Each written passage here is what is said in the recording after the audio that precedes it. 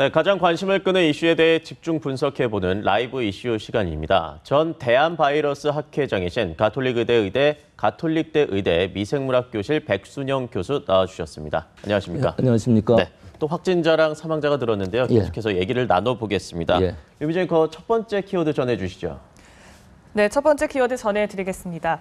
말 그대로 첩첩산중입니다. 메르스 확산 2차 고비가 지나갔지만 진정되기는커녕 장기화 조짐이 보이고 있는데요.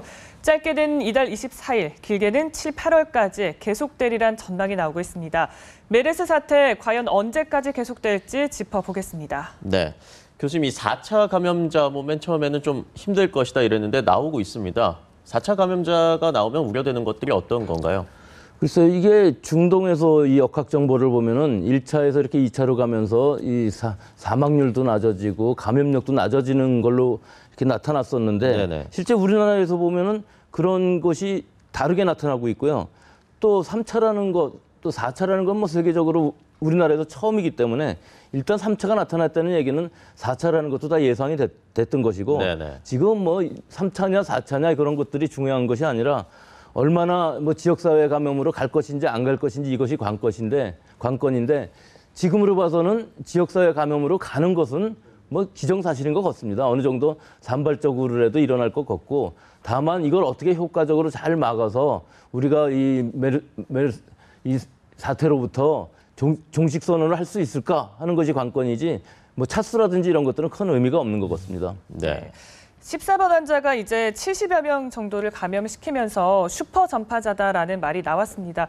혹시 3차 감염자 중에 슈퍼 전파자가 될 가능성이 있는 그런 사람들이 있을까요? 그러게 지금 제일 우려되는 것은 그 삼성 서울병원의 그 이송 요원하고 그다음에 병원 의사 선생님 그 응급실에 있었다는 선생님하고요. 그다음에 대청병원에서 부산으로 가셨다는 그분이 제일 우려가 되는데 사실은 이분들도 많은 부분 감염이 성립되고 많은 사람들한테 노출은 됐지만 그 이외에도 그 5월 27일부터 29일 사이에 그 삼성병원에서 노출됐던 그 많은 사람들 중에 혹시 추적이 안 되는 사람들이 또 있어서 그분들이 정말 심각한 증상을 나타내고 우리가 정말 생각하지 않았던 부분이 나타난다면 오히려 더 위험하지 않을까. 지금 속속 나타나는 그 감염자들이 대부분 그 추적에서 빠져나간 그 삼성 서울병원의 5월 27일부터 29일 사이의 환자들이거든요. 그러니까 정말 초기 대응이 아니라 그 다음에 계속 똑같은 일이 벌어져서 그 반복되는 그 추적이 안 되는 상황들이 생기면서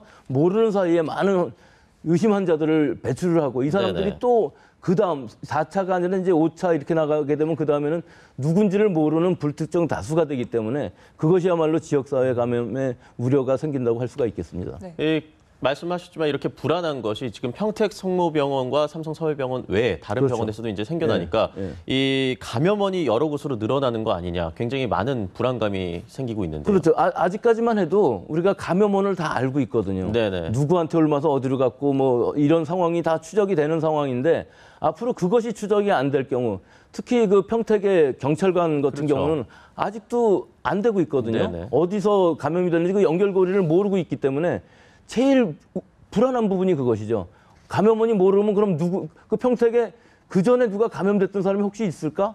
그런 걱정도 될 수가 있는 것이고요. 그러니까 여러 가지 상황을 봤을 때 그 부분들이 지금은 평택 경찰관이 처음이지만 혹시 앞으로 그런 부분이 나온다 그러면은 훨씬 더 공포에 휩싸이게 되겠죠. 그런 부분이 계속된다 하면 그것이 이제 말 그대로 그것이 이제 지역사회 감염이고 아마 거죠. 그것은 일어나긴 할 거라고 봅니다. 다만 그것이 산발적으로 일어났을 때 그 부분을 우리 잔불 끄듯이 산불 났을 때 그 잔불 끄듯이 잘 꺼서 우리가 이 메르스 사태를 종식시킬 수 있으면 좋겠습니다. 계속해서 다음 키워드 알아보겠습니다. 두 번째 키워드는 깨지는 메르스 공식이 있습니다. 이 중에는 상대적인 메르스 감염 안전지대로 생각됐던 젊고 건강한 사람도 포함되어 있습니다.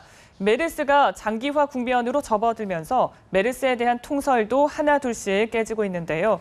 우리나라에서의 메르스 공식은 다시 써야 할지 얘기 나눠보도록 하겠습니다.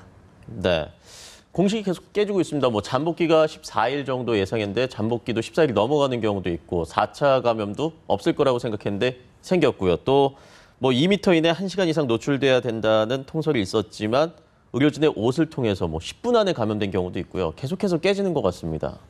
예, 뭐 대부분의 이 상황들은 우리가 처음에 이 감염력이 굉장히 강했을 때 14번 환자는 70명 정도를 감염시키지 않았습니까? 그럴 때 거의 전부 예상은 됐던 부분입니다.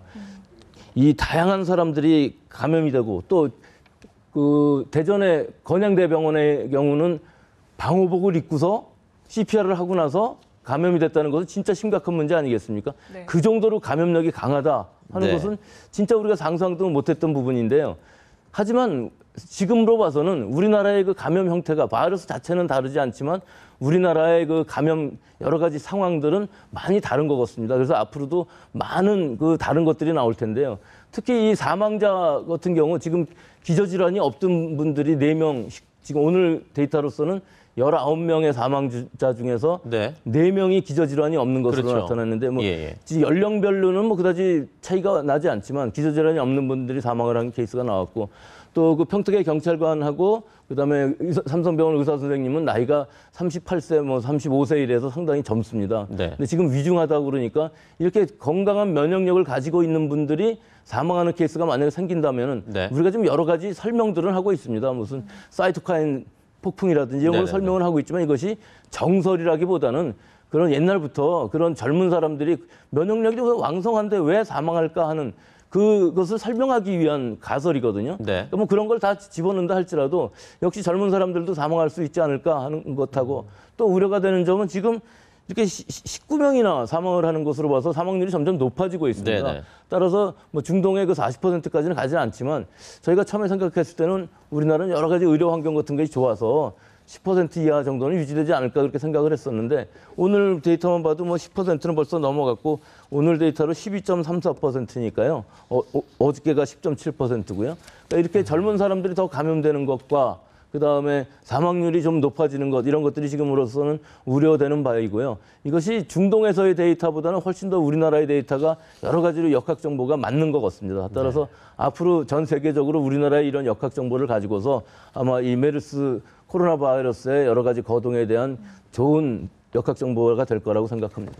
그런데 그 기저질환이 없는 사람도 이제 사망하는 그런 일이 발생을 하면서 계속해서 통설이 깨지고 있는 것 같습니다. 그런데 일각에서는 젊은 메르스 환자의 경우에 더 위험하다라는 그런 얘기까지 나오는데 이거는 그거는 그렇지는 않습니다. 역시 이 정상적인 면역력을 가지고 있는 사람들이 훨씬 더 이 강하게 되는 건데 다만 이 사이토카인 스톰이라든지 이런 것들을 설명하는 이유는 이런 사이토카인 같은 것들이 많이 생김으로 해갖고서 여러 자기 자신의 장기를 그 기능을 못하게끔 만드는 것이거든요. 네네. 다발성 장기 부전이 일어나는데 조금 이상한 부분은 원래 이 바이러스는 보통 폐하고 신장하고를 많이 공격한다고 되어 있는데 우리나라는 또 특이하게 신장을 공격하는 케이스는 그다지 많지 않았었고 거의 다 폐렴이 심각해져서 네네. 기저질환이 없는 환자들도 이 폐렴으로서 사망하는 케이스가 많이 생기는 네. 것 같습니다.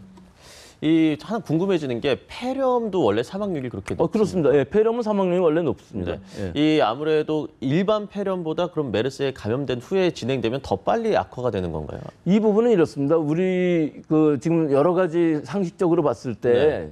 가능한 것이 세균성 폐렴이라고 만약에 진단이 내려진다면은 그것은 얼마든지 항생제로서 이제 치료가 가능합니다. 네. 그런데 항생제로서 치료가 안 되는 환자들, 폐렴 환자들이 많이 있습니다. 네네. 그럴 경우 그것은 뭐라고 진단명을 내리냐면은 바이러스성 폐렴이라 이렇게 진단명을 내리게 되는데 그 의미는 어떤 바이러스인지 우리가 알지는 못하지만 항생제가 안 듣는 것으로 봐서 이 폐렴의 원인은 바이러스다 하고 진단을 내리는 것이고요. 네. 지금 그중에 이 코로나 바이러스가 그중에 하나인 것이니까 네. 만약에 다른 바이러스들이 또 폐렴을 일으킬 수도 있는 것이고 또 다른 세균성 폐렴은 낫다 할지라도 여러 가지 면역력이 떨어지게 되면은 이런 바이러스성 폐렴이 발생을 해서 사망에 이르게 되는 것이죠. 네. 네.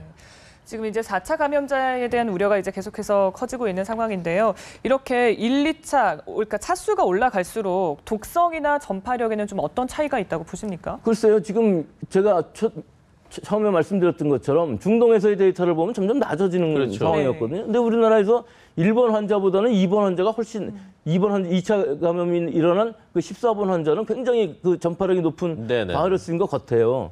근데 이게 어떤 차이가 있을까요? 똑같은 바이러스가 시기적으로 보면 변이라는 것은 상당히 시간이 걸리는 과정이거든요. 네. 네. 그런데 한 번 옮아가면서 이렇게 바뀐다든지 하는 일은 절대로 일어날 수가 없는 일이기 때문에 이 부분은 아직까지 좀 더 연구를 해봐야 될 부분인 것 같습니다. 그 앞서도 말씀드렸지만 이 잠복기 우리나라에서 며칠 정도로 봐야 될까요? 글쎄요, 잠복기 문제만 해도 그렇습니다. 이것이 지금 최대 14일로 되어 있는데 네. 그건 중동에서 이제 역학 데이터를 다 모으면 그렇게 되겠죠. 근데 우리나라에서 지금 오늘 확진된 환자만 해도 그 삼성서울병원에서 벌써 3명이 감염됐다고 그러거든요. 네네. 그럼 최대 잠복기를 계산해도 14일이 넘어가는 건 사실입니다. 그렇죠. 그래서 이 부분에 대해서 이걸 어떻게 지금 설명을 할 수 있을지 그러니까 오늘 데이터만 봐도 그렇고요. 전에 거는 조금 다른 점이 있습니다. 그건 만약에 삼성병원이 아니고 어머니로부터 감염이 됐다면 14일에 공식에 맞는데 네. 지금 오늘 나온 그 3명을 생각을 해보면 이분들이 언제 증상을 나타냈는지 그건 확실치 않지만 아마 어제나 그제쯤 되겠죠. 근데 네. 어제나 그제를 할지라도 14일은 넘어가기 때문에 이 부분들은 확실한 그 역학정보 추적에 의해서 정말 그 시기에 감염된 것이냐 하는 것을 확인해 봐야 할 필요가 있을 것 같습니다. 네. 계속해서 다음 키워드 알아보겠습니다. 마지막 키워드는 자가격리의 한계입니다. 이 중에서 상대적인 메르스 감염 안전지대로 생각됐던 제-메르스로 인한 자가격리자는 5,586명. 앞으로 격리자는 만여 명에 이를 수 있다고 하는데요. 격리자가 늘어날수록 그리고 격리 기간이 길어질수록 격리 체계의 문제점도 드러나고 있습니다. 관련 내용 짚어보도록 하겠습니다. 네. 삼성서울병원의 이송 요원도 이제 접촉이 됐고 또 외래 환자도 감염이 되면서 격리자가 또 늘어났는데요. 이렇게 계속해서 격리자가 늘어날 텐데 정말로 만여 명을 넘길 수 있을까요? 훨씬 더 넘어갈 수도 있을 것 같은데요. 왜 그러냐면은 지금 삼성병원에 계신 분들, 환자분들이 다른 병원으로 가려고 그래도 다 안 받아주지 않습니까? 그 이유가 뭐겠습니까? 그 안에 지금 삼성병원 전체가 오염됐다고 생각되기 때문에 뭐 실제로 그런 오염도 있을 겁니다. 이렇게 생각해 보면은 많은 사람들이 오염되는 이런 상황에서 지금까지는 피라미드식으로 이렇게 넓게 오염이 의심 환자들이 생기지는 않았었지만 네. 이렇게 처음에 추적이 잘못되는 상황에서 이들이 10,000명, 20,000명 이렇게 늘어나게 되면 이 자가격리라는 것도 큰 의미가 없고 실제로는 거꾸로 발생 환자 부분부터 찾아가는 것이 더 빠른 방법이 아닐까 하는 생각이 듭니다. 네. 참 10,000명이라고 하면 뭐 상상할 수 없는 정도의 그렇죠. 숫자인 것 지금 같습니다. 5,000명만 해도 아마 추적이 그렇죠. 불가능할 겁니다. 네, 지금도 추적이 불가능하다, 예. 또 인력이 부족하다는 그렇습니다. 지적이 계속해서 나오는데 그렇다면 이렇게 기하급수적으로 늘어나게 되면은 앞으로 좀 대처하거나 이런 관리하는 데 있어서 좀 변화가 필요하지 않을까라는 생각도 들거든요. 그렇게 늘어나지 않기를 바라야죠. 그래서 지역사회 감염이 일어나면 지금 그렇게 된다는 얘기고요. 만약에 지역사회 감염이 일어나지 않고 산발적으로 몇 명만 생긴다면 오히려 거꾸로 추적해서 이 마지막으로 확진된 사람이 어떤 데서부터 감염 경로가 생기는가를 거꾸로 추적해야 되는 상황이 이제 또 생길 수 있는 것이죠. 네. 네, 그럼 이 격리자들의 또 돌발 행동이 잇따르고 있습니다. 뭐 답답하다 보니 나가는 경우, 뭐 택시를 타고 이동하는 경우도 있고 난동을 피는 경우도 있는데 좀 어떤 방안이 필요할 것 같은데 뭐 좀 추천해 주실 거 있습니까? 글쎄요, 그거는 제가 생각할 부분은 아닌 것 같고 결국은 인권 침해의 문제가 생기겠죠, 이거는.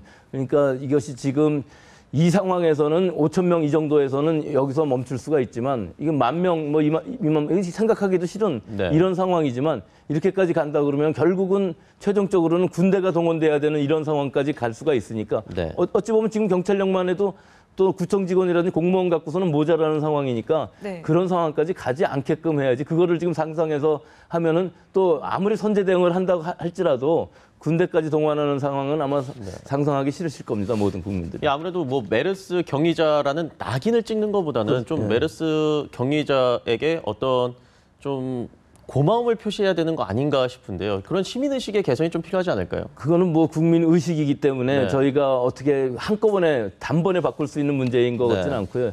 역시 아직도 모든 사람들이 자기 주변에는 이런 게 없었으면 하는 그런 생각 때문에 도저히 바꿀 수는 없는 상황인 것 같습니다. 네. 이렇게 이제 불안감이 계속해서 커지는 상황에서 그 감염병 위기경보를 대책본부가 주의 단계로 유지를 하겠다라고 밝혔는데요. 좀 적절한 조치라고 보십니까? 글쎄요, 이게 뭐 더 올린다고 해서 이 조치가 바뀔 것 같지는 않고요. 오히려 대외 신인도라든지 여러 가지 문제를 생각하실 테니까 그 부분은 뭐 정부 당국이 잘 알아서 판단하실 줄로 믿습니다. 네, 알겠습니다. 오늘 말씀 여기까지 듣도록 하겠습니다. 감사합니다.